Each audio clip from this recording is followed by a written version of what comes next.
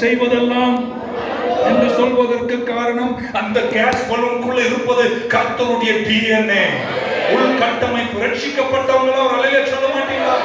என்னைக்கு மீண்டும் பிறந்தீங்களோ ஆமென் சொல்ல மாட்டீங்களா? தாயின் கருவின் பிறப்பை விட விலையேற பெற்றது ஆவிக்குரிய பிறப்பு.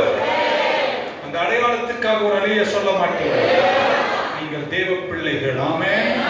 சோ நம்பர் 1, பாயிண்ட் நம்பர் 1, எதை இழந்தாலும் உங்கள் அடையாளத்தை நீங்க இழக்கவே கூடாது. உங்களை 1000 சொல்லும் போது ஆமென் சொல்ல மாட்டீங்களா? எல்லாருக்கும் நீங்க பதில் சொல்ல வேண்டிய அவசியம். உங்களை குப்பை சொல்லும் போது குப்பை சொல்றவங்க உங்களை பத்தி ஒண்ணுமே இப்போ இவனுங்க நம்ம வீட்டுல பெட்ரூம்ல இந்த மாதிரி பேசுவோம். யாருக்கு உங்களை அவ்வளவு தெரியாது ஆமென் சொல்ல மாட்டீங்களா?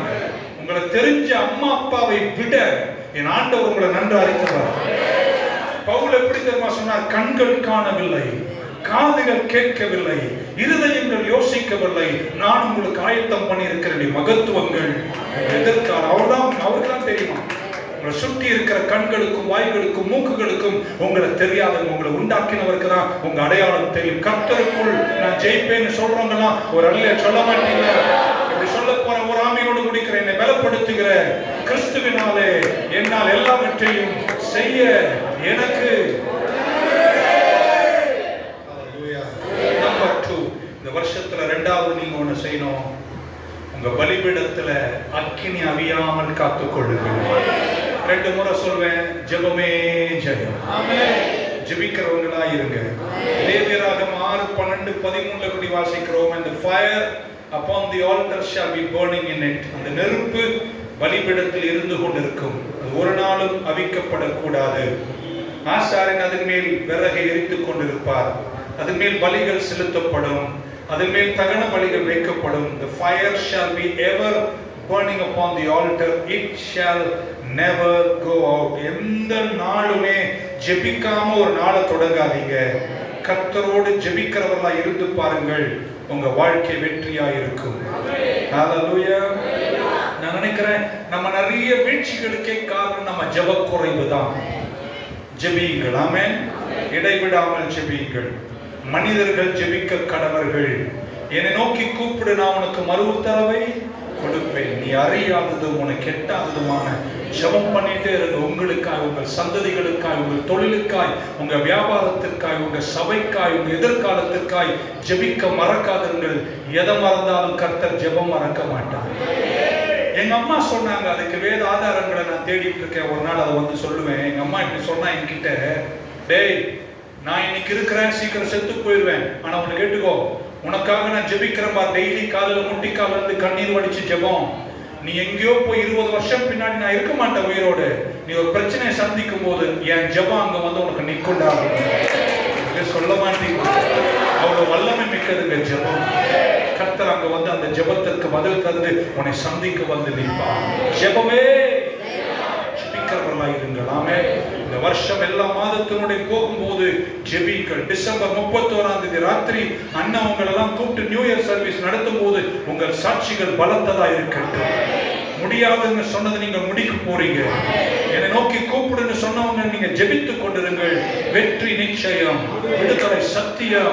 எடுத்த காரியத்தை ஜெயமாய் மாற்றுவீர்கள். ஜெபித்துக் கொண்டே இருங்கள். ஆமென் சொல்ல மாட்டீங்களா? காலையில் ஜெபியுங்கள், மதியம் ஜெபியுங்கள், சாயங்காலம் ஜெபியுங்கள், ராத்திரி ஜெபியுங்கள், தூங்கும் போது ஜெபியுங்கள்.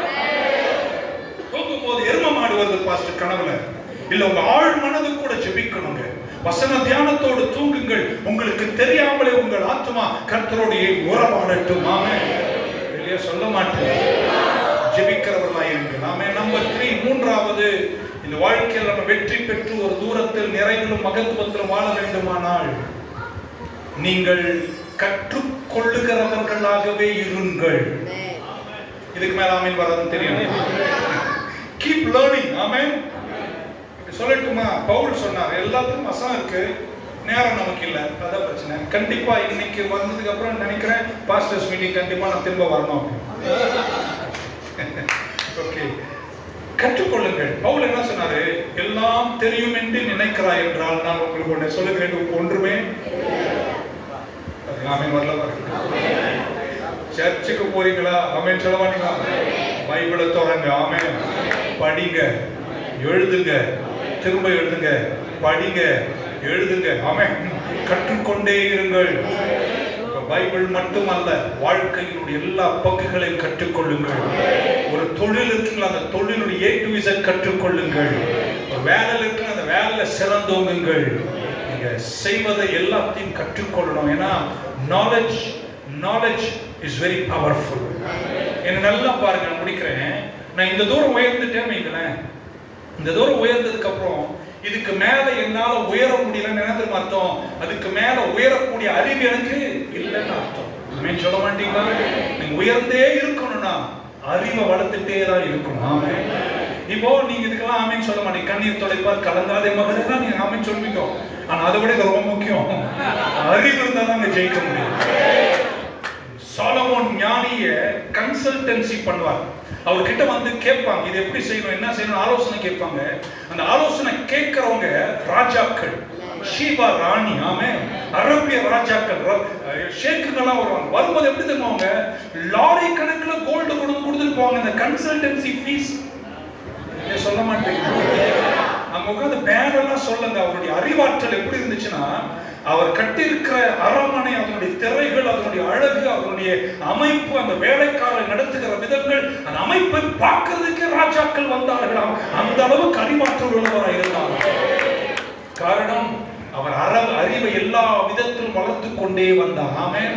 எறும்பை பார்த்து கற்றுக்கொள்வார், பறவை பார்த்து கற்றுக்கொள்வார், மரத்தை பார்த்து கற்றுக்கொள்வார். யார் அறிவில் சிறந்திருக்காங்களோ இந்த பூமியில் உயர்ந்திருப்பார்.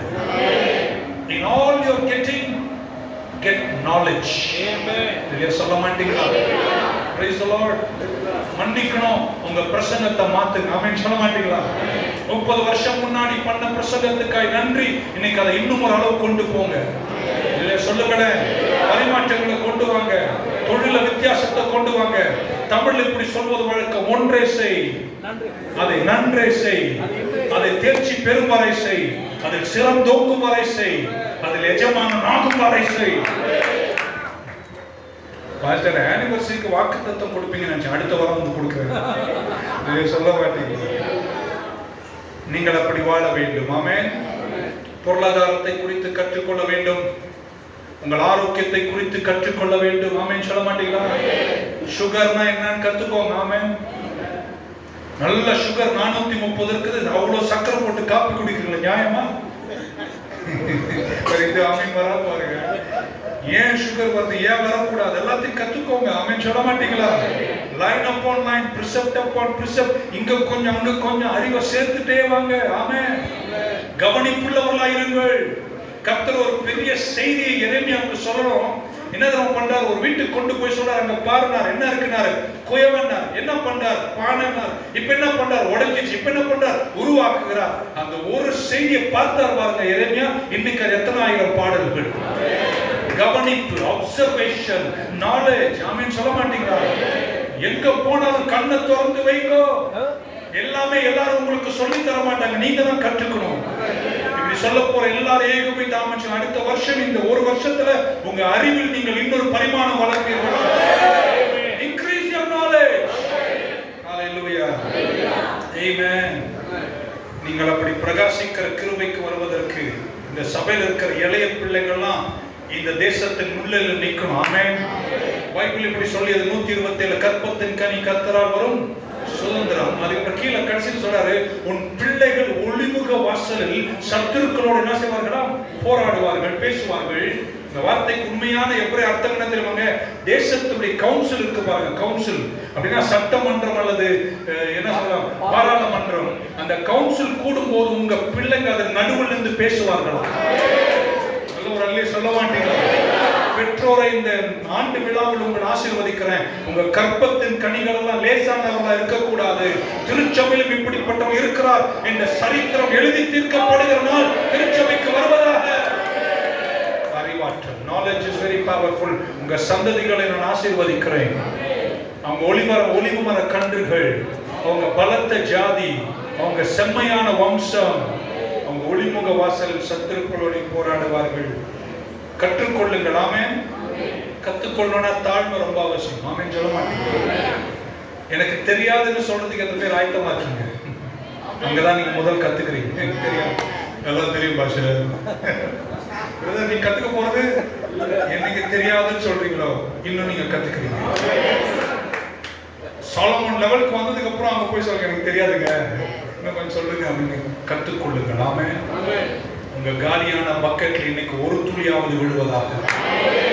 நிறைஞ்ச பக்கெட்ல துளி ஊதா கீழே போயிடும். ஆமென் சொல்ல மாட்டீங்க. பக்கெட்டை காலியா வைங்க, கர்த்தர் துளிகளை தருவாராக. நான்காவது ஒன்றை இந்த திருச்சபை மக்களுக்கு அறிவுரையா சொல்லுகிறேன். எந்த சூழ்நிலையிலும் ஆத்தும ஆதாயம் செய்கிறவர்களாயிருங்கள். 1 தீமோத்தேயு 2:1-6 வரைக்கும் பின்பு நீங்கள் வாசித்துக் கொள்ளலாம். அப்படி செய்கிறவர்கள் தான் பிரகாசிக்கிறவர்கள். ஆமென். நீதியின் பக்கம் ஜனங்களை திருப்புகிறவர்களுக்கு நீங்கள் ஆயத்தம் உள்ளவர்களாயிருங்கள். இந்த சபையில் இருக்கிற எல்லாருமே ஊழியம் செய்ய வேண்டும். இல்லையா? சொல்லுங்களேன். கடவுளுடைய கிருபையினால கடந்த 32 ஆண்டுகள், 33 ஆண்டு கணக்கு சொன்னாரு, 32 ஆண்டுகளை கிட்டத்தட்ட 20,000 பேருக்கு ஞானசானம் கொடுக்க கர்த்தர் கிருபை கொடுத்தார். நான் ஒரு ஆள். ஆமென் சொல்ல மாட்டீங்களா? அந்த மாதிரி நம்ம எல்லாரும் கொஞ்சம் கொஞ்சமா செஞ்சோம்னா இந்த தேசத்தை கண்டிப்பா சந்திக்க மிகுந்த ஞானத்தோடு ஜெபத்தோடு யாராவது ஒருவருக்கு சுவிசேஷத்தை சொல்வதை ஒரு நாளும் நிறுத்தாதிருங்கள். சுவிசேஷம் சொல்ல வேண்டியது அவசியம். நீங்கள் போய் சகல ஜாதிகளுக்கும் இந்த சுவிசேஷத்தை அறிவியுங்கள் என்ற வார்த்தை நாம் நிறைவேற்றிக் கொண்டு இருக்க வேண்டும் என்று சொல்லி, 5வது குறிப்பாக ஊழியர்களுக்கும் எல்லோருக்கும் சொல்லுகிறேன், இளைப்பாறுதலை கற்றுக்கொள்ளுங்கள். ஆமென். Take some rest. முடிச்சிட்டேன், 3 நிமிஷத்துல முடிச்சிட்டேன். உங்க பிரியாணி ரெடின்னு சொல்றாங்க அங்க இருந்து பின்னாடி. Take some rest. ஆமென் சொல்ல மாட்டீங்களா? இன்னைக்கு காலையில வரணும்னு தான் ஆசைப்பட்டேன், வர முடியல. ஏன்னா ஊழியம் அப்படி இருக்கு.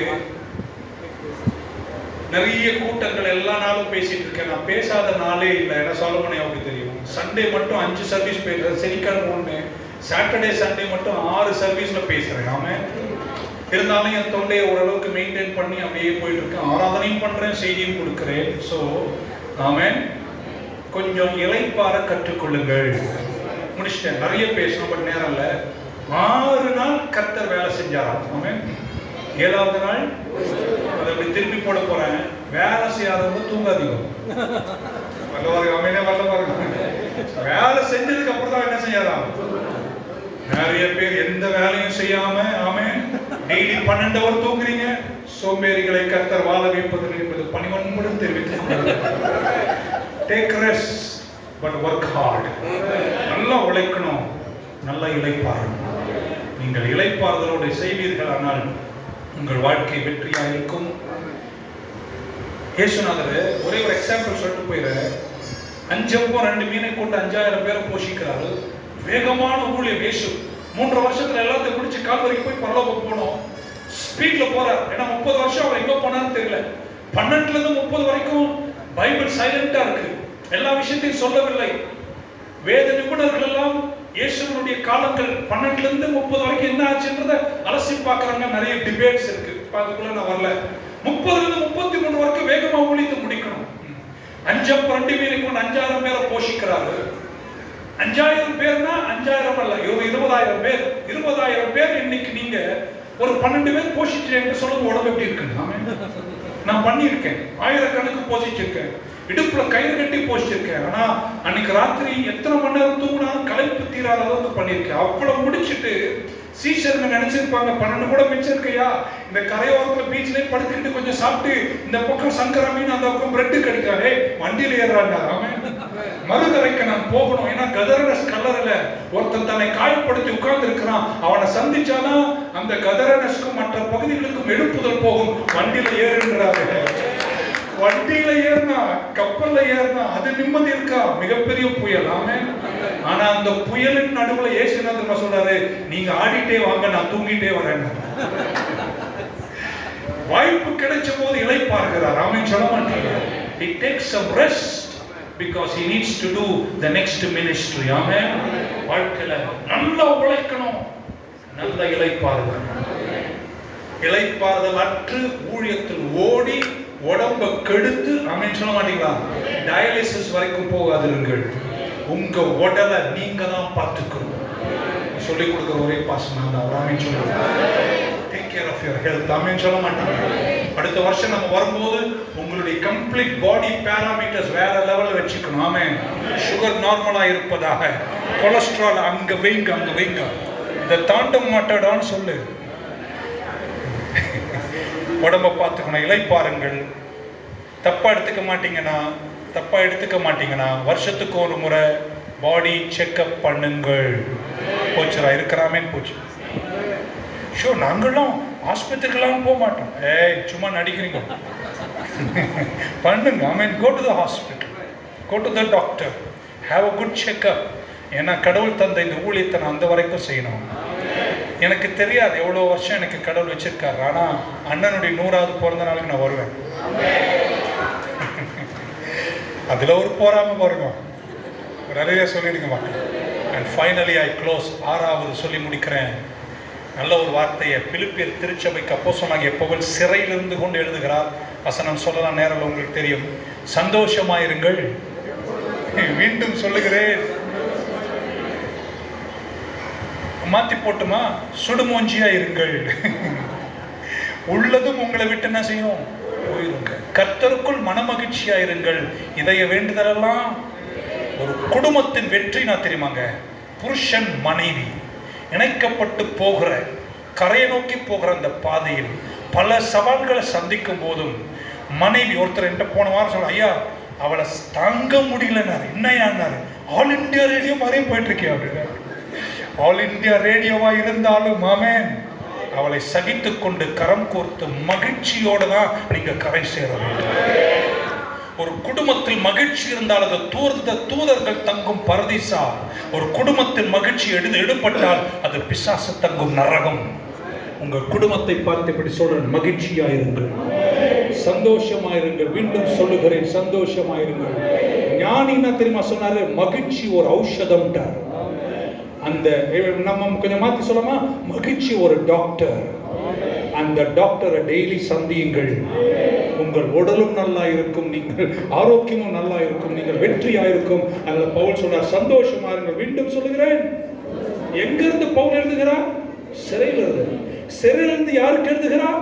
சபைக்கு எழுதுகிறார். ஆக்சுவலா என்ன தெரியுமா இருக்கணும், சபையில் இருக்கவங்க எல்லாம் ஒரு நோட் எழுதி ஒரு பேப்பர் வாங்கி எழுதி, ஐயா பவுல் அவர்களே, மூட்டை பூச்சி கிடைக்குதா, எலி கிடைக்குதா, கவலைப்படாதீங்க, சந்தோஷமா இருங்க, நாங்க ஜெபிக்கிறோம்னு எழுதி இருக்கணும். சபையில் இருக்கிறோம் முறைக்கிறோம். ஆமென். புரியல உங்களுக்கு? நான் சிறையில் இருக்கிறவர் சொல்றாரு, சந்தோஷமாயிருங்கள், மகிழ்ச்சி பூத்தவர்களாய் வாழுங்கள். அத்திமரம் துளிர் விடாமல் போனாலும், ஆட்டு மந்தை முதலட்டு போனாலும், திராட்சை செடி பலன் கொடாமல் போனாலும், ஐசிஐசிஐ பேங்க் நில் பேலன்ஸ் ஆனாலும், என் ரட்சிப்பின் தேவனுக்குள் நான் சந்தோஷம். ஒரு பக்கத்தில் 1000 பேர், மறுபக்கத்தில் 10000 பேர் விழுந்தாலும் இதிலே நான் பயப்படேன். ஏன்னா கர்த்தர் எனக்கு வெளிச்சமாயிருக்கிறார், கர்த்தர் என் கூட இருக்கிறார். அவர் என்னை மரண இருளின் பள்ளத்தாக்கள் என நடந்தாலும் பொல்லாப்புக்கு பயப்படேன். தேவரீர் என் கூட இருக்கிறீர். கண்ணை சிரிச்சுக்கிட்டே அழுகிற யாரா இருந்தா ஒரு அழுகைய சொல்ல மாட்டீங்களா? அழுதுட்டே சிரிக்கிற யாரா இருக்கீங்களாங்க? துன்பத்தின் நடுவில் கூட கண்ணீரை தொடச்சிட்டு ஆமென், ஹல்லேலூயா, ஆமென், அப்படி இருந்து பாருங்க, வாழ்க்கை வெற்றி. பாஸ்டர், என்னைக்கு பாஸ்டர் என் துன்பம் தீரும்? சீக்கிரம், அதி சீக்கிரத்தில். நீங்க நற்செய்தி சொல்ல வந்திருக்கேன், கவலைப்படாது, அது தீர்ந்தோடனே இன்னொன்று வரும். ஒரு பிரசங்கர் அழகா சொல்வார், இந்த லெவலுக்கு இந்த டெவிலு, நெக்ஸ்ட் லெவலுக்கு நெக்ஸ்ட் டெவிலு கண்டிப்பா வரும். இந்த உலகத்தில் உங்களுக்கு இளைப்பாறுதெல்லாம், இளைப்பாறுதல் அது வேற, அது உடம்பை பார்க்கிற இளைப்பாறுதல். வாழ்க்கையில துயரம் உண்டு, ஆனால் திடன்கொள், உலகத்தை ஜெயித்த. நீங்க ஜெயிச்சுட்டே இருக்கணும். ஆமென் சொல்ல மாட்டீங்க? நல்லா இழுத்து சொல்ல வராம நீங்க ஜெயிச்சுட்டே. இப்பதான் ஒரு துன்பம் முடிஞ்சிச்சு, கவலைப்படாது, இன்னொன்னு வரும். ஆமென். ஜெயிக்க ஜெயிக்க ஜெயிக்க ஜெயிக்க நீங்க வெற்றி வீரர்களாய் மாறுவீர்கள். உங்க ஞானம் வளர்கிறது, உங்க அறிவு வளர்கிறது, உங்க ஸ்டாண்டிங் பவர் வளர்கிறது, உங்க திராணி வளர்கிறது. கொஞ்சம் தூரத்தில் அடுத்த சவால் வரும்போது நீங்க சொல்வீங்க, இதை விட பெருசெல்லாம் பார்த்துட்டு நீ அம்மாத்திரம்னு லேசா தட்டிட்டு போகிற கிருபைய கர்த்தர் உங்களுக்கு தருவார். ஒரு அலையில மட்டும் சொல்லிடுங்க என்று சொல்லி கடைசியாக, இது எத்தனை கடைசி பாஸ்டர் இது சொல்லி கடைசியாக, ஏன்னா இன்னைக்கு கொஞ்சம் நேரம் இழுத்து ஒரு 9:30 மணிக்கு முடிச்சுட்டு அடுத்த முறை என்ன கூப்பிட மாட்டீங்க பாருங்க. கடைசியா இப்படி சொல்றேன், யார் கூட நீங்க சேரீங்கன்றது ரொம்ப முக்கியம். அது ஆமென் வரல பாருங்க. உங்க அசோசியேஷன் ரொம்ப முக்கியம். யார் கூட சேர்றீங்களோ அவங்கள மாதிரி தான் நீங்க இருப்பீங்க. யார் கூட சேர்றீங்களோ அவங்கள மாதிரி தான் நீங்க இருப்பீங்க. அதனால நீங்க யார் கூட சேர்றீங்கன்னு ரொம்ப ரொம்ப பைபிள்ல ஞானி சொன்னார், ஞானியோடு இருந்தால் நீங்களும் மூடனோடு சேர்ந்தால் நீங்களும். அப்ப நம்ம கூட யாரை வச்சுக்கிறோன்றது ரொம்ப ரொம்ப கவனமா இருக்கும். இப்படி சொல்லிட்டுமா, உங்க நண்பர்கள் உங்களை தேர்ந்தெடுக்க கூடாது, உங்க நண்பர்களை நீங்க தேர்ந்தெடுக்கணும்.